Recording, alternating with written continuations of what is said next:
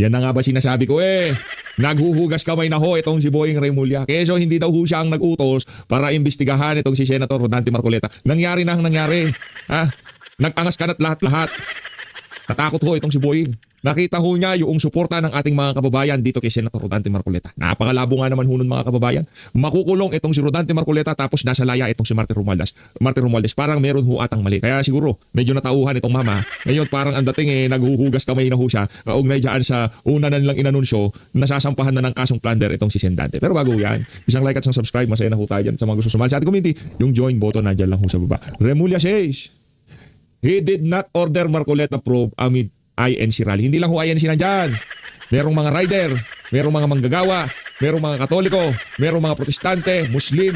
Napakarami ho sa ating mga kababayan nakiisa sa rally na yan. Hindi lang ho INC yan. Marami sa ating mga kababayan hindi nagustuhan ang ginawa nitong si Boying Remulla. Kaya ngayon, dumadami ho talaga ang mga tao dyan sa EDSA. Rekta ho tayo kay Senator Rodante Marcoleta. Yay! Isa! Dante! Marcoleta! Marcoleta! Grabe oh. Iba yan si Mike Defensor. Isa yan sa mga kaibigan na talagang hindi kayo iiwanan. Takbo ako, Senator. Kung Sir Mike, takbo ako, Senator. Joke lang. Joke lang. Wala pa tayo sa edad.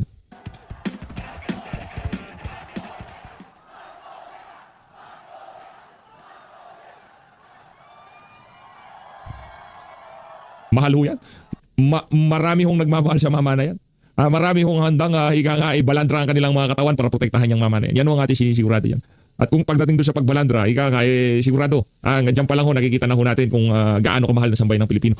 INC, Muslim, mga manggagawa, mga Katoliko, marami hong nagmamahal dyan sa mama na yan. Kaya para sa mga nagsasabi na puro INC na dyan, napakalaki hong kasinungalingan yan. Pati ba naman dyan, nang bubudol kayo? Ang problema kasi meron pa nagpapabudol mapahanggang sa ngayong mga panahon na to. Ito na, oh. Magandang gabi po sa ating lahat. Unang-una na po ay gusto ko pong magpasalamat sa inyong lahat. Kahapon pa po ay tinitingnan ko na kayo.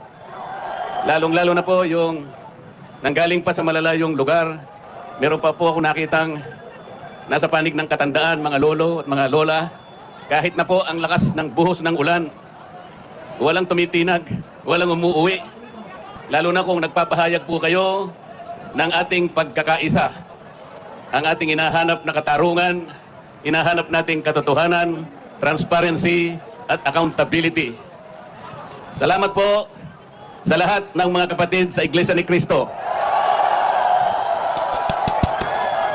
Salamat din po sa mga hindi kapatid ngunit nakikisang-ayon at sumusuporta sa pagkakaisa natin sa gabing ito. Ang iba po ay mga kakilala. Sen, sabi ko naman sa iyo eh. Alam ko yung iba po ay hindi ko man kakilala, ngunit nagpahayag po sila ng pagsuporta at pagmamahal sa ating bansa at sa ginagawa natin ngayon. Hindi na nga po sana ako pupunta dito. Kasi baka akalain po nung iba, ako pa po yung nag-i-instigate, hindi po. Ang palagi ko pong ginagawa, kagaya ng palagi kong sinasabi, ay kailangan maipakita natin kung ano ang tunay at tapat na paglilingkod ng isang public servant sa pamahalaan. Gusto ko pong gamitin ang aking sarili na isang mabuting halimbawa kung paano ang isang public official ay tumupad ng kanyang tungkulin dahil sa pinagtiwalaan ng mga tao para sila ay paglingkuran. Hindi ko po alam kung paano ko kayo pasasalamatan sa tuwing nababanggit ang aking pangalan na sinusuportahan po ninyo ang aking ginagawa para sa ating bansa. Salamat, Sen. Salamat. Maraming salamat. Pangalawang araw na... Ako, ang magagawa ko lang talaga dito sa PH Update bilang isang ordinaryong Pilipino at merong ilang mga taga-suporta sa social media o merong ilang mga taga-pakinig sa social media, ang akin lang talagang maiaambag dito yung taus-pusong pagsuporta sa ating Senator Rodante Marcoleta. Palapaano natin? Maraming salamat, Sen, sa pagtayo at pakikipaglaban sa bawat isang Pilipino. po ito, ngunit hindi ko nakikita sa mukha ninyo ang kapaguran. Salamat, Sen. Salamat. Hindi ko po alam kung paano ako magpapasalamat sa inyo. Hindi, Sen. Salamat. Pakicomment naman sa baba. Salamat, Rodante Marcoleta, para kung sakaling maligaw dito sa video na to ni itong si Sen, mabasa niya ang talagang napakainit na pagsuporta ng ating mga kababayan sa labas at loob ng social media. No? Mag-comment po kayo dyan. Salamat, Rodante Marcoleta. Belated happy birthday, Senator Mike Defensor. Senator. Ganun. Kung magagawa ko lang, napuntahan ko kayong isa-isa para yakapin ko kayo. Gagawin ko po. Alam ko sa pagiging sincero talagang ano yan, yan si Rodante Marcoleta, what you see is what you get yan. Kung paano niya kung anong nakita niya, halimbawa doon sa programa ng Saganang Mamamayan, kung gaano siya kakengkoy o kakwela doon, ganun siya sa personal. Pero pag nagseryoso, talagang seryoso. Ika nga talagang pagkausapan, nakasaalang-alang dyan, kapakanan ng bawat isang Pilipino, di ko kayo iiwan yan. Makikipagbalagbagan yan para sa inyo. At bilang pasasalamat sa ating kapasidad bilang isang ordinaryong Pilipino, talagang hindi ho natin iiwan yan si Senator Rodante Marcoleta. Itaga mo yan sa bato. Yan yung favorite ni Senate. Itaga mo sa bato. Hindi ka namin iiwan dito sa PHP. Kung hindi nyo na itatanong, isa ho sa mga unang naging, siyempre maliban kay Tatay Digong. No? Pangalawa kay Tatay Digong, isa ho siya sa isa sa mga pinakapaborito nating muka sa pagdating sa politika sa Pilipinas. Muka, prinsipyo at paninindigan, Rodante Marcoleta yan. Ano ho yan, kumbaga mula noong 2017, nag-umpisa ho tayo dito sa paggawa ng reaction video sa social media. Talagang sinubaybayan ho natin yan si Senator Rodante Marcoleta. Mula Congressman Sagip hanggang ngayon. Kaya ngayon pa ba natin siya iiwan? Ngayon pa ba natin siya bibitawan? Hindi ho pwede yan. Diba? Hindi ho pwede yan. I-comment nyo na ho sa baba. I-comment nyo na sa baba. Salamat, Rodante Marcoleta. Naisip ko nga, magdadala na lang ako ng hopya.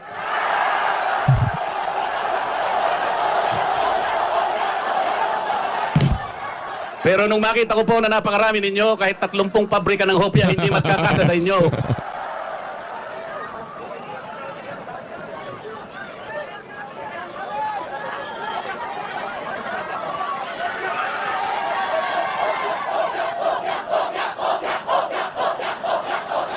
Bakit nilulunod ang pag-iimbestiga sa flood control scam? Bakit si Marcoleta ang ikukulong, kayo ang mandarambong? Aray ko. Nasabi ko Oh.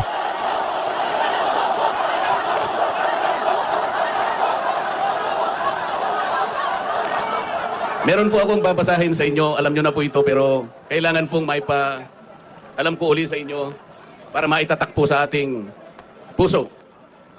Ang babasahin ko po sa inyo ay yung pambungad o yung preambulo ng ating saligang batas. Ito po ang kauna-unahan, ito ang pambungad, ito yung panimula. Kung tawagin natin sa English ay preamble. Ito po ang sama-samang isinulat ng bawat isang Pilipino noong ang ating saligang batas ay ating pinagtibay. Babasahin ko po.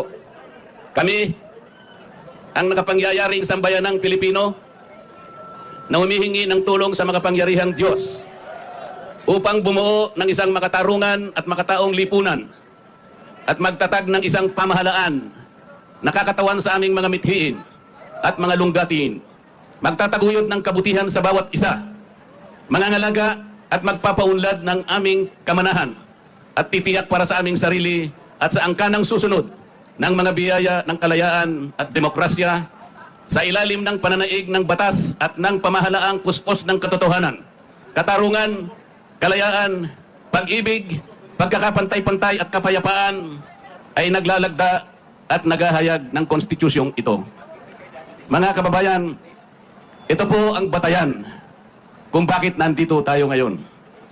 Nais nating ipaalala sa pamahalaan ang ating mga layunin, ang ating mga adhikain, ang ating mga pangarap para sa ating sarili at sa susunod na saling lahi, at ang ating pangarap sa ating pinakamamahal na bansa.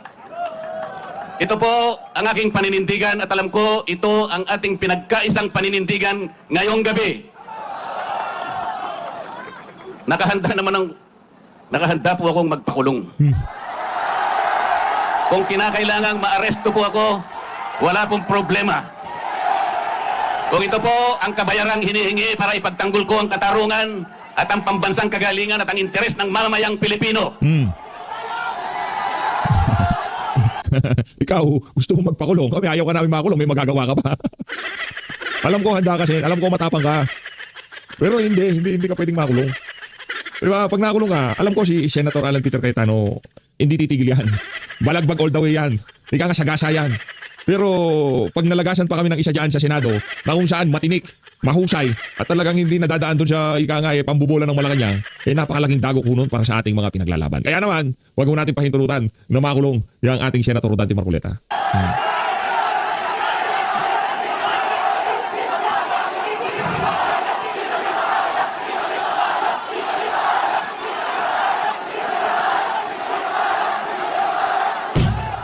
Sana man lang may ninakaw ako. Sana man lang kasama ko sa mga mandarambong. Aray ko.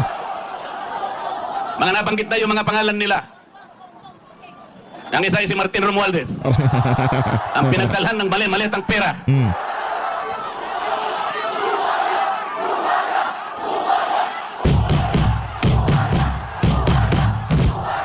Ako po ang ibinibintang nila sa akin ay salaping pantulong para sa kampanya para ako ay manalong isang senador. Mga kaibigan po na pribado at sarili nilang pera ang kanilang itinulong sa akin, baka sakaling manalo nga po ako at nanalo nga po. Hindi ko na po ipaliliwanag ang technicality kung paano nila inimbento ang isang gawa-gawang asunto laban sa akin. Tingnan po ninyo kung sino pa yung nagtatanggol at tumutulong para sa ganon, matukoy natin kung sino ang may kagagawan ng pinakamalawak, pinakagarapal na pandarambong sa kabambayan. Eh siya pa ang inaasunto at siya pa ang pinagbabalakang arestuhin.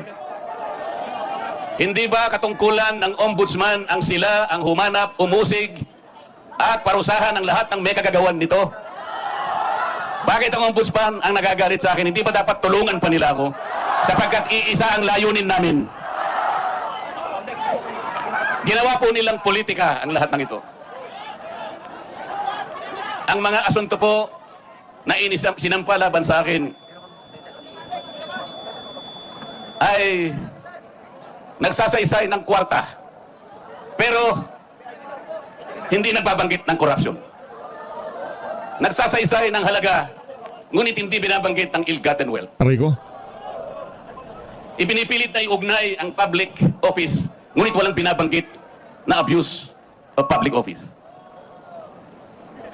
Naglulubid ng mga chismis, ngunit walang ebidensya.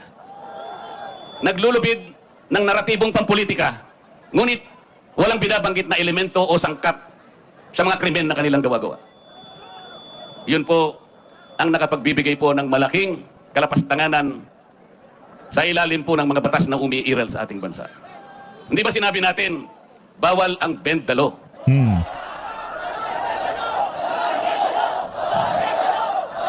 Ayun. Don't bend the law. Eh, paano naman kasi? Isa naman kasama ko doon sa bulwagan sa Senado, bigla na lang nagsalita. Sometimes, you have to bend the law to be able to please the people.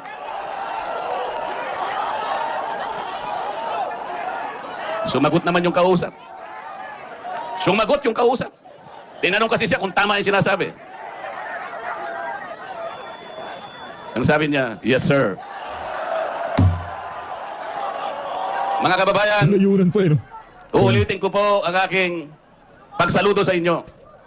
Ang aking paggalang, ang aking pagpapasalamat sa ipinakita ninyong pagsuporta at pagmamahal sa akin at sa mga bagay na ipinaglalaban nating lahat.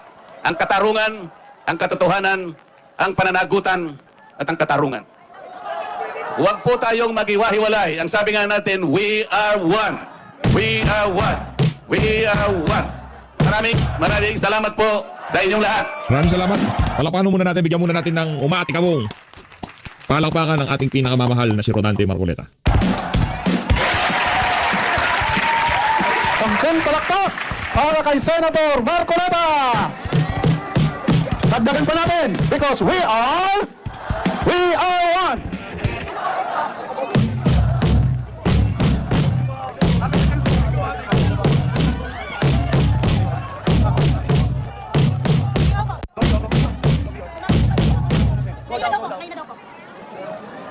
Maraming salamat po, Senator Rodante Marcoleta.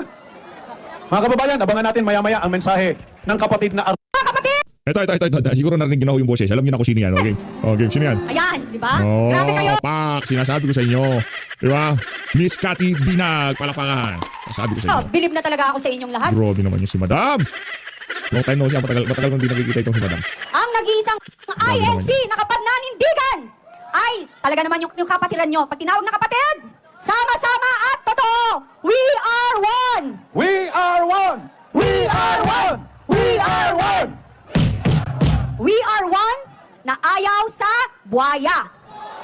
We are one na ayaw sa magnanakaw at mga sinungaling at abuso sa posisyon na pinahiram na temporary lamang sa kanila ng mamamayang Pilipino. Hindi tayo dapat matakot sa kanila. Dahil tayo ang amo nila. Ang tax ng bayan ang nagpapasweldo sa kanilang lahat. Tayo ang inaapi nila samantalang sila natutulog sa mga komportabling bahay, di aircon, kumakain ng masasarap na pagkain. Pero ang mga ordinaryong mamamayang Pilipino, minimum wage earner, hirap na hirap. Magkano isang kilo ng Sige madam, banatan mo yung mga yan. Banatan mo yung mga walang yan. bigas ngayon? 50, di ba? 60. Okay. Magkano minimum wage? 500. Grabe. Sorry. sorry guys. Alam ko bawal, pero hindi ka nakakapagpigil eh. So, 500, isipin mo wala pang 10 kilo ng bigas. Di ba? Ano? 635. 95. Let's say, 10 kilos. Sa isang kilo, ilan nakakain? 5? 3? Oh my gosh, 3 yung iba. 5? 3. Okay, 3 lang daw. Minimum sa Pilipino, 4 sa isang pamilya. Nanay, tatay, 2 anak. Okay? So imagine ninyo, 1 kilo, 3. Kulang, di ba? Paano pa ang tubig? Pambayad sa tubig? Pambayad sa kuryenteng mahal. Ano yung pambayad sa upa? Pamasahin nyo araw-araw. Pagkain ng bawat empleyado ng mamamayang Pilipino araw-araw. Wala pa doon ang pagkain at saka pagpapaaral, baon, pabaon, and everything. Saan tayo pupulutin? See? Kangkungan. Hindi nila tayo naiintindihan kasi hindi sila galing sa hirap. Hindi nila nararanasan ang hirap na dinadanas ng ordinaryong mamamayang Pilipino na nagbabayad ng tamang tax kahit hirap na at sila anong ginagawa? Anong ginagawa? Ninanakaw. Alam mo? Mandarabok. Alam mo ang tawag ko dyan? Alam niyo yung kalyo? Alam niyo yung kalyo, di ba? Kasi kung masisipag kayo, may kalyo kayo. Kahit na anong tanggal mo, ang kapal ng kalyo, bumabalik pa rin. Ganyan sila kakapal. Di ba? Ganyan kakapal ang mga pagmumukha niya. Mga kalyo. Hindi lang buhaya, mga kalyo pa.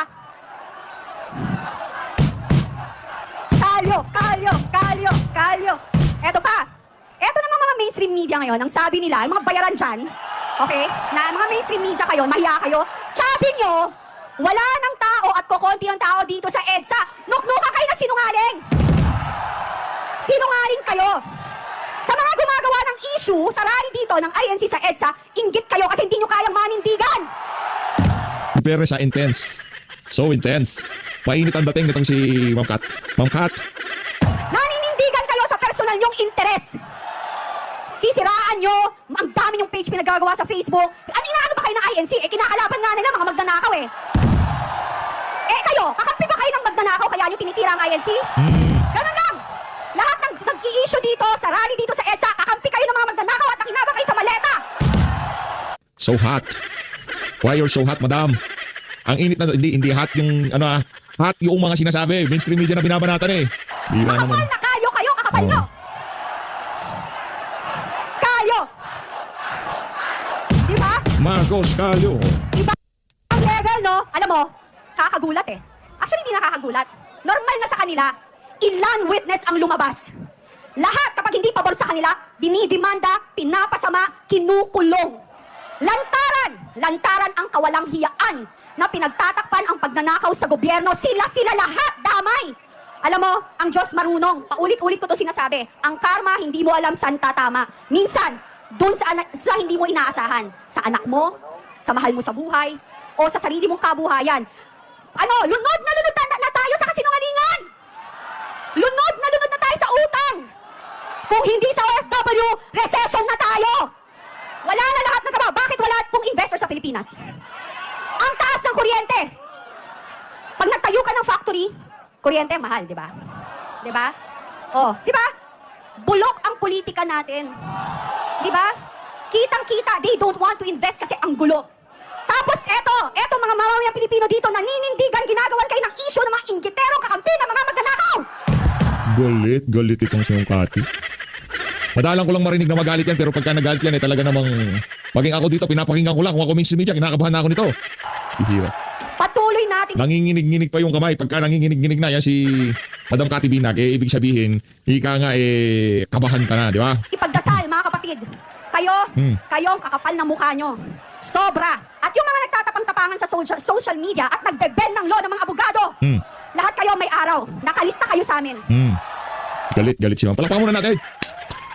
Kayo Nakakahiya kayo, abogado man pa man kayong tinawag, pero bineben nyo yung law at lalo na ang mga legislator kuno. Habon ko kay Ombudsman Boying Remulla. Ako, nagkahamunan pa nga. Bago mo kasuhan at ikulong ang mga gusto mong ikulong, unahin mo ang mastermind at sinasabi mong pinakamalala na magnanakaw sa kaban ng bayan na si Martin Romualdez. Siya ang unahin nyo. Dahil ang tagal nyo nang sinabi yung kasong yan. Pero Grand hanggang case ngayon, hindi mabuo. Ano, Brad ba? Saya, no? Maraming salamat at patuloy tayong magdasal para sa bayan.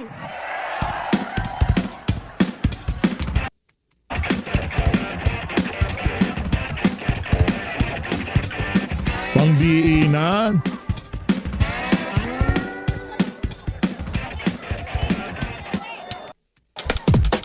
Magandang gabi po sa inyong lahat. Sa mga kapatid natin sa INC, lahat ng taga-suporta ni Senator Marcoleta at sa lahat ng iskumbro ng Pilipinas, isang pinagpalang gabi sa ating lahat. Sabi nila, may kaso daw ng plunder, kakasuhan daw ng plunder si Senator Marcoleta. Malinaw ang batas, malinaw ang batas. Alam nila yan, alam ng mga abogado lahat ng Pilipinas, walang kaso ng plunder dito dahil unang-una, hindi public funds ang pinag-uusapan dito. Ang plunder ay kaso para doon sa pagkamkam mo ng salapi ng taong bayan, hindi ng pribadong mamamayan. Yan ay hindi ill-gotten kasi nga yan ay donasyon. Ginastos yan para sa eleksyon. Walang matitira kay Senator Marcoleta dyan dahil inubos yan. Pero ito patuloy na ginigipit tayong lahat, pati ang ating mga kapatiran, lalo na si Senator Marcoleta, dahil sa ano? Dahil siya ay tumitindig sa katwiran. Ang tingin nila sa inyo, maliit lang kayo. Tayong lahat, kayang-kaya nilang durugin. Meron ako ikukwento sa inyo. Sa isa daw kabundukan, dumating ang balita, sabi babagsak na ang langit. At merong isang ibon, ang pangalan niya Rodante. At umikot si Rodante doon sa buong bundok, sa buong kagubatan at sinabihan niya lahat, magsipagtago kayo, babagsak na ang langit. At nung nasabihan niya na lahat, humiga sa lupa si Rodante at itinutok ang kanyang mga paa sa langit. At nadaanan siya ng usa. At sabi ng usa, sabi mo babagsak ang langit. Sabi niya, oo. Eh bakit nakahiga ka dyan? Sabi niya, sasaluhin ko ang langit. Sabi niya, sira ka ba? Madudurog ka pag sinalo mo ang langit. Ang sabi ni Rodante, alam ko, pero gagawin ko ang lahat ng aking magagawa. Ang tingin nila sa inyo, mga pipit lang kayo. Maliliit tayong lahat. INC lang ikayan. Mga Duterte supporters lang yan. Mga supporters lang yan ni Rodante Marcoleta. Kaya nating durugin yan. Babagsakan sila ng langit sa kapangyarihan ng mga nasa Malacanang, ng ombudsman, ng DOJ, ng kapulisan, ng kasundulahan. Ginagamit nila yan sa atin. Yun ang panakot sa atin. Babagsakan tayo daw ng langit. Pero ang sabi natin, kagaya ni Rodante, yung maliit na ibon, ibagsak nyo na ang langit. Pero pipigilan namin kayo. Yo. Susubukan namin ang lahat ng aming magagawa. Nice. Noong 1896, sumigaw ang ating mga katipunero sa pamumuno ni Andres Bonifacio. Pinunit niya ang sedula. Ngayon magpupunit tayo ng warrant of arrest. Magpupunit tayo ng warrant of arrest. Palapakan natin si attorney. Walang abogado yan eh. Pinapulot ko yan. At pagkapunit ng sedula, sumigaw si Andres Bonifacio sa mga katipunero. Ang sabi niya, hawak lang mga tabak, mga sibat, pero puno ng tapang ang mga puso. At sumigaw siya ng, sugod! Kaya nyo bang sumigaw ng sugod ngayon? Testingin natin. Sa aking hudyat, sa pagtaas ng aking kamay, sabay-sabay sisigaw kayong lahat ng... Isa ba? BBM! Malacanang! Ombudsman! Pakinggan ninyo ang tinig ng bayang inyong inapi. Ngayon ay nagngingit-ngit sa galit, sabay-sabay sumisigaw! Pakinggan ninyo ang tinig ng mamamayang inyong pinagnakawan. Ang mga bayan ng mamamayan na ito ngayon ay nagpupuyo sa galit, nanghihingi ng katarungan, sabay-sabay sumisigaw! Nasa harap nyo ngayon ang sambayanang Pilipino, hindi iisa, sama-sama, we are one!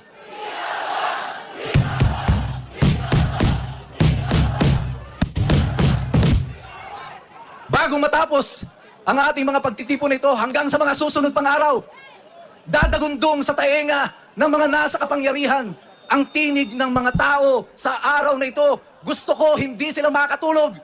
Mapanaginipan nila ito gabi-gabi. Hanggang Canada, maririnig ni BBM ang boses ng mamamayan. Sabay-sabay, sugod! Sugod! Sugod! Magandang gabi po sa inyong lahat. Palapakan ko muna. Sugod. Ayun na nga mga kabayan. Maraming salamat po sa pag-support sa page update.